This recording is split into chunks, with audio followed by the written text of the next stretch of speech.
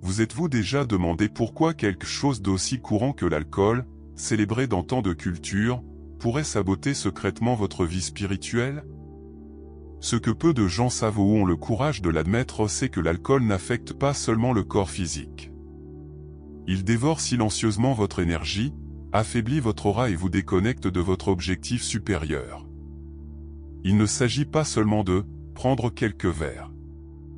Il s'agit de ce à quoi vous abandonnez en échange d'un plaisir momentané, votre essence, votre spiritualité, votre connexion avec le divin. Et avant de penser que c'est une exagération, regardez les modèles. Vous connaissez cette sensation de vide qui surgit souvent après une nuit bien arrosée. Ce n'est pas seulement la gueule de bois. C'est une alerte de votre champ énergétique. Pendant des siècles, l'alcool a été traité comme quelque chose de sacré, mais aujourd'hui, respectons-nous son véritable rôle ou en avons-nous fait un outil d'évasion? Les réponses pourraient surprendre et peut-être déranger. Mais la vérité est que ce n'est pas un texte pour juger ou condamner. C'est vous ouvrir les yeux sur quelque chose dont presque personne ne parle, l'impact invisible de l'alcool sur votre énergie, vos chakras et même votre spiritualité. Si vous avez l'impression qu'il manque quelque chose dans votre vie, c'est peut-être parce qu'il y a une déconnexion. Et ce que vous découvrez maintenant pourrait être la première étape vers une reprise en main. Donc, si vous avez déjà eu l'impression que quelque chose n'était pas à sa place dans votre vie, restez ici. Ce qui va suivre pourrait transformer votre perception et peut-être même votre âme. L'alcool, si présent dans les célébrations et les moments sociaux, a un impact caché que peu de gens voient, il agit comme un déstabilisateur du champ énergétique humain. Imaginez votre aura comme une armure vibratoire qui vous protège des influences extérieures. Lors de la consommation d'alcool, cette protection s'affaiblit, laissant place aux énergies négatives. Vous connaissez cette sensation de lourdeur ou de déconnexion après une nuit bien arrosée. Il ne s'agit pas seulement de fatigue physique, c'est aussi le champ énergétique qui réclame réparation. Il est intéressant de noter que de nombreuses traditions spirituelles ont déjà mis en garde contre ce phénomène. Dans les cultures anciennes, l'alcool était utilisé avec parcimonie dans les rituels sacrés, précisément parce qu'il reconnaissait son potentiel à modifier la fréquence énergétique. Cependant, sa consommation aveugle compromet cet objectif et peut nous rendre plus vulnérables aux énergies denses. Pensez à cette fête remplie de gens consommant trop d'alcool. Avez-vous déjà remarqué à quel point l'environnement semble chargé, comme si quelque chose n'était pas à sa place? Ce n'est pas une coïncidence. De plus, l'impact énergétique de l'alcool ne se limite pas au moment de la consommation. Cela peut prolonger un état d'instabilité qui affecte l'humeur, le discernement et même la capacité à se connecter spirituellement. Pour ceux qui recherchent un équilibre énergétique, pratiquer la méditation ou encore prendre un bain au gros sel peuvent aider à retrouver l'harmonie. Essayez ceci après une nuit de consommation et vous ressentirez la différence, votre champ vibratoire deviendra plus léger, plus clair. Mais ce qui est le plus intrigant, c'est comment quelque chose d'aussi présent dans la vie moderne peut influencer si profondément nos liens spirituels. Se pourrait-il que l'alcool, en affaiblissant notre énergie, nous éloigne aussi de notre essence? C'est une réflexion qui nous amène à questionner non seulement la consommation, mais la relation que nous construisons avec elle et ses effets sur notre être. Après tout, cet impact va au-delà de l'aura, touchant également d'autres aspects, comme les chakras. L'alcool a un effet curieux mais inquiétant sur nos chakras ou les centres énergétiques qui régulent notre équilibre spirituel et émotionnel. Il a tendance à surstimuler le chakra racine, situé à la base de la colonne vertébrale, tout en affaiblissant le chakra couronne, qui est la porte d'entrée vers la connexion divine. En termes pratiques, cela signifie que cela intensifie les désirs mondains et les instincts bas, mais nous éloigne des vérités supérieures et de la spiritualité profonde. Imaginez une personne cherchant à clarifier son cheminement spirituel mais se sentant piégée par des pulsions incontrôlées après avoir consommé de l'alcool. C'est comme si une encre invisible vous tirait vers le bas, rendant difficile la recherche de lumière et de sagesse. Cet effet déséquilibrant interfère non seulement avec l'alignement énergétique, mais peut également créer un cercle vicieux. Plus les chakras sont désajustés, plus il est difficile de rétablir l'équilibre naturel du corps. Il existe des pratiques simples mais efficaces pour contrebalancer ce déséquilibre. Par exemple, consacrer quelques minutes à une méditation centrée sur le chakra couronne peut vous aider à vous reconnecter au divin. Visualisez une lumière blanche et brillante descendant par le haut de votre tête pendant que vous inspirez profondément. Pour le chakra racine, la technique est différente. Imaginez des racines solides qui poussent depuis vos pieds et se fixent dans la terre, apportant une stabilité sans l'interférence de l'alcool. Ce que beaucoup ne réalisent pas, c'est qu'en affectant ces deux points énergétiques extrêmes, l'alcool altère également la communication entre les chakras intermédiaires, créant un sentiment général de désalignement.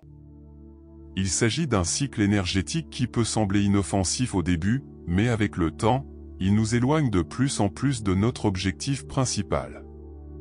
Et quel est le lien avec la façon dont l'alcool a été consommé à travers l'histoire? Eh bien, cela nous amène à un point fascinant. Depuis l'Antiquité, l'alcool est impliqué dans des rituels sacrés, porteurs d'une symbolique profonde qui passe souvent inaperçue.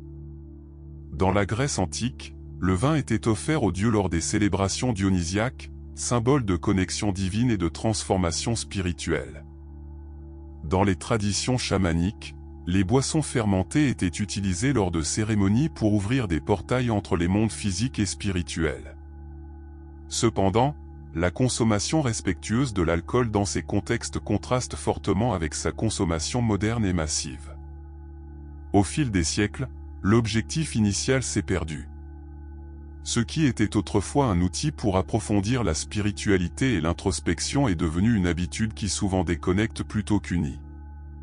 Voyez, par exemple, combien de cultures indigènes limitent l'usage des boissons fermentées aux seuls chefs spirituels, réservant leur consommation aux moments de grande importance. En revanche, aujourd'hui, l'alcool est souvent utilisé pour échapper à la réalité plutôt que pour l'accepter avec plus de clarté. Il est intéressant de noter que même les religions qui condamnent la consommation d'alcool reconnaissent sa puissante influence énergétique et spirituelle. C'est comme s'il existait une compréhension universelle selon laquelle cette substance porte en elle un potentiel de transformation mais que, sans intention ni respect, elle peut être aussi destructrice que bénéfique. Cette perception nous fait réfléchir, honorons-nous l'histoire de l'alcool ou l'utilisons-nous simplement de manière inconséquente? En revisitant le symbolisme de l'alcool dans les traditions spirituelles, il devient clair qu'il a été créé pour connecter et non pour déconnecter. Mais pouvons-nous sauver cette relation sacrée dans la vie moderne? Ou se pourrait-il que les impacts énergétiques collectifs de son utilisation abusive soient si profonds qu'ils ont déjà façonné notre façon de coexister? Eh bien, c'est précisément cette interaction collective qui mérite d'être examinée de plus près. L'impact énergétique de l'alcool ne se limite pas à l'individu, il se répercute au niveau collectif, façonnant l'environnement et les interactions qui nous entourent. Imaginez un événement où la consommation d'alcool est abondante. Au début, l'atmosphère peut paraître détendue, mais au fil du temps, une densité presque palpable émerge, comme si l'espace était rempli d'énergie chaotique et désorganisée. Cela se produit parce qu'en affaiblissant notre aura, l'alcool facilite la propagation des émotions et des vibrations négatives entre les personnes. Un exemple courant est l'atmosphère des bars ou des fêtes. Pourquoi ces lieux laissent-ils souvent une sensation d'usure en fin de nuit? C'est comme si tous les sentiments refoulés colère, tristesse ou frustration se manifestaient de manière élargie, alimentant une atmosphère spirituellement lourde. Cela soulève la question suivante, l'alcool rapproche-t-il réellement les gens ou crée-t-il un voile illusoire qui masque les véritables liens? Il est intéressant de noter que certaines cultures tentent de minimiser ces effets grâce à des rituels collectifs avant de consommer de l'alcool. Les anciens Scandinaves, par exemple, portaient des toasts dédiés aux dieux pour purifier l'énergie du moment. Même si ces pratiques sont rares aujourd'hui, quelque chose de simple, comme avoir clairement l'intention de créer un espace positif avant les événements sociaux, peut faire la différence. Essayez de penser à une protection énergétique avant d'entrer dans un environnement où la consommation d'alcool sera élevée ou cela peut être un acte petit mais puissant. Ce qui est le plus intrigant, c'est la façon dont ces influences collectives peuvent résonner bien au-delà du moment présent. Les environnements chargés d'énergie négative ont tendance à laisser des résidus vibratoires qui affectent même ceux qui n'étaient pas présents. Sommes-nous conscients de l'impact profond que nous créons ensemble ? Ou existe-t-il des alternatives qui peuvent transformer cette dynamique en quelque chose de plus léger et spirituellement sain ? Il est peut-être temps d'explorer des voies plus élevées. Pour ceux qui recherchent un chemin d'équilibre et de transformation spirituelle, l'alcool peut être remplacé par des pratiques qui augmentent véritablement les vibrations et rétablissent la connexion avec le moi supérieur. La méditation est un exemple puissant. Prenez quelques minutes de votre journée pour vous asseoir en silence, fermez les yeux et vous concentrer sur votre respiration. Une technique simple, telle que la méditation guidée pour l'alignement des chakras, peut avoir un impact profond sur l'harmonisation énergétique. Une autre pratique efficace est le yoga. Plus qu'un exercice physique, le yoga est un outil spirituel qui permet de débloquer les canaux énergétiques et d'éliminer les déchets accumulés dans l'aura.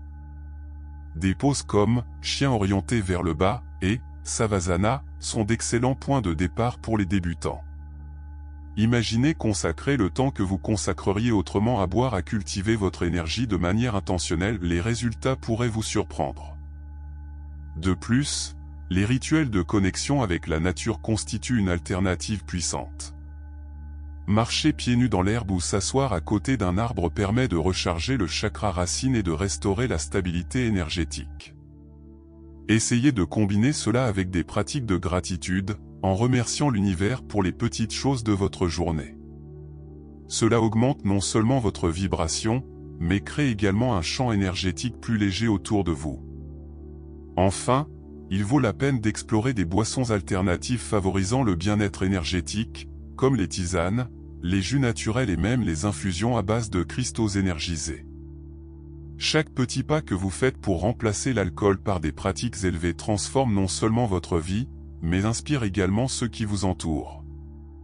Et en parcourant ce chemin, vous commencez à réaliser quelque chose de fascinant, la connexion divine qui semblait lointaine revient avec force, apportant clarté et sens.